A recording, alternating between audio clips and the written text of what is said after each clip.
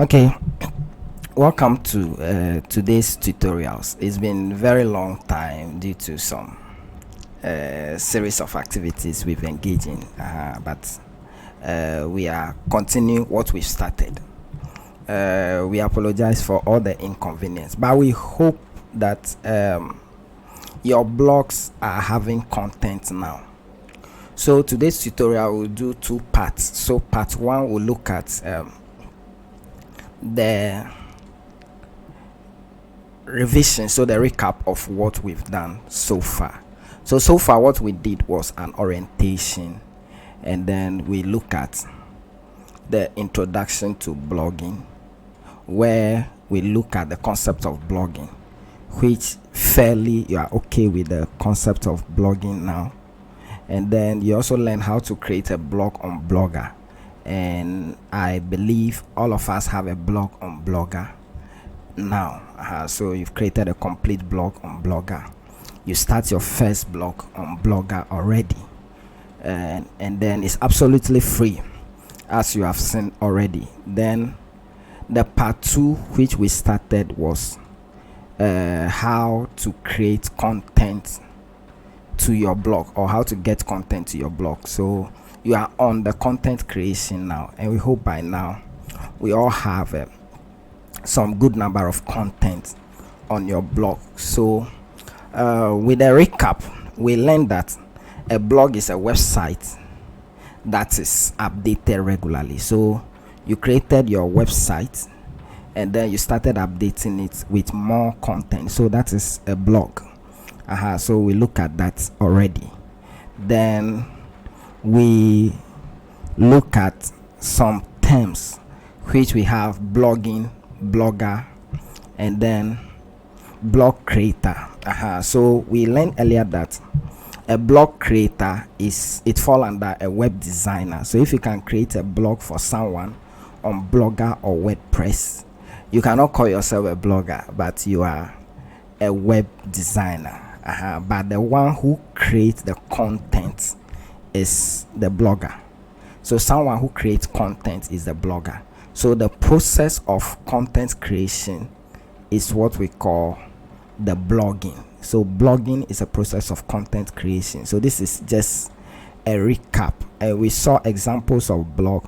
So most news sites, not most news sites, but all news sites are blog because they update them regularly. So that's an example of a blog. So we have GhanaWebs.com, 3news.com, Donaton.com/blog is an example of a blog.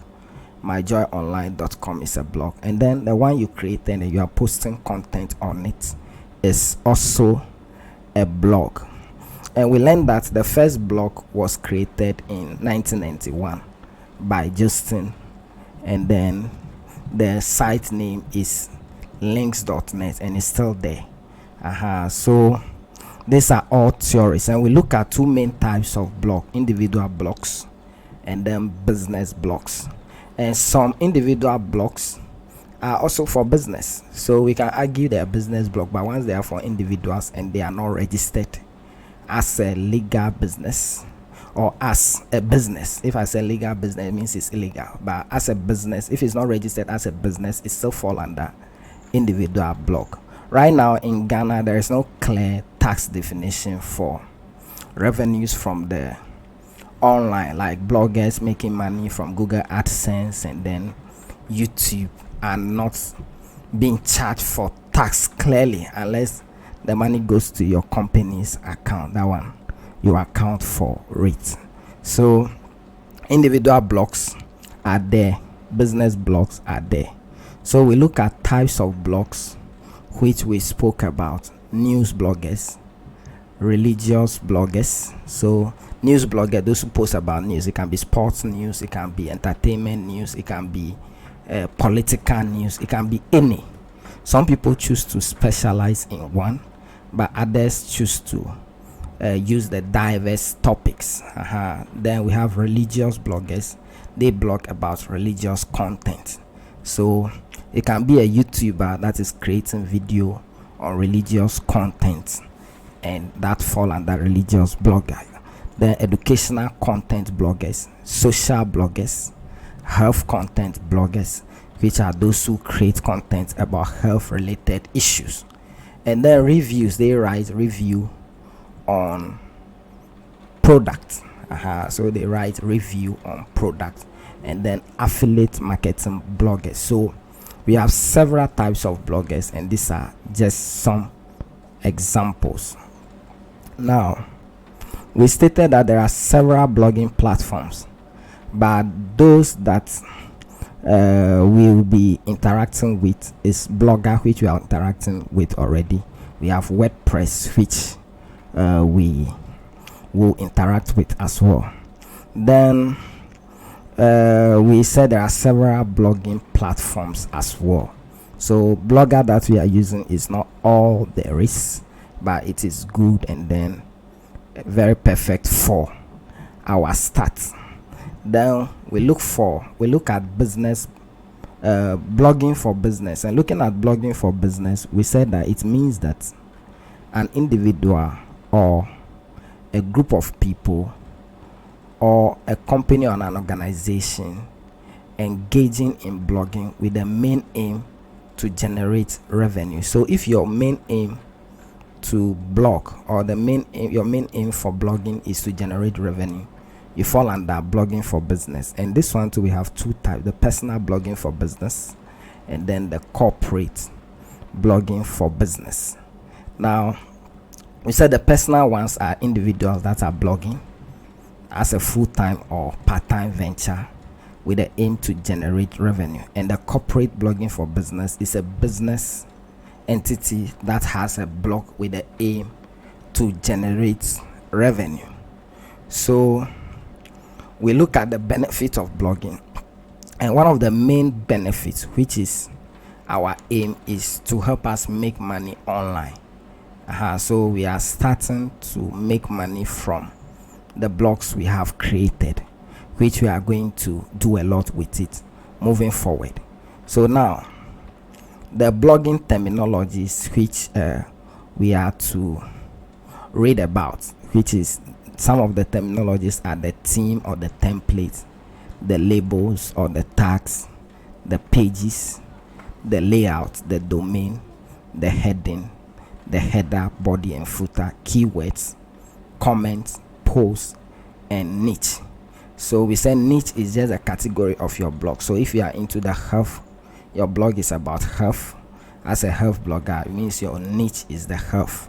So we have health and beauty, we have news, we have religion, and all that as well. So earlier too, we look at starting a blog on Blogger, and then some blogging platforms, as you can see on the screen.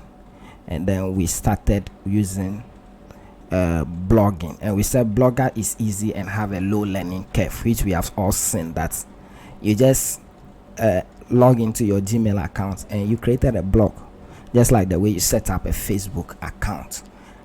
So Blogger is easier, the learning curve is also low. Blogger require no coding skill, and you can easily change the theme, and then you can also make money from Blogger. And one of the things that killed most beginner bloggers is the hosting fee, which we'll be looking at as we continue in the next tutorial. So the hosting fee, some of them could not afford the yearly or monthly hosting fee because they might not start making money immediately.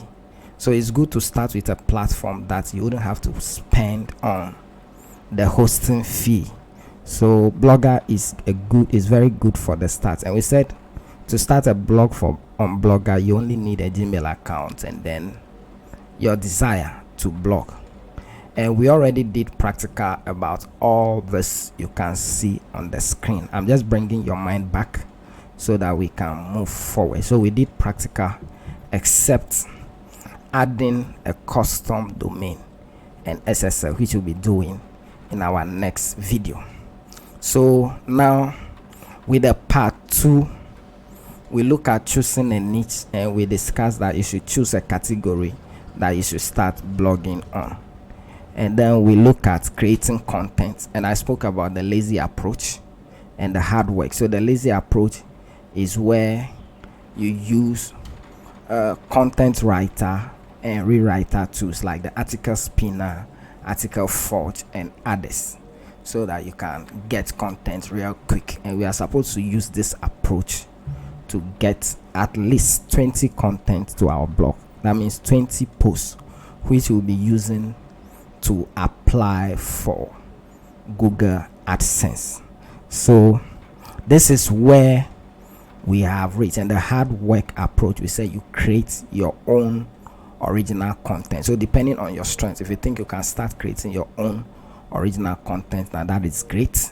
But if you are finding it difficult, then you use the lazy man approach.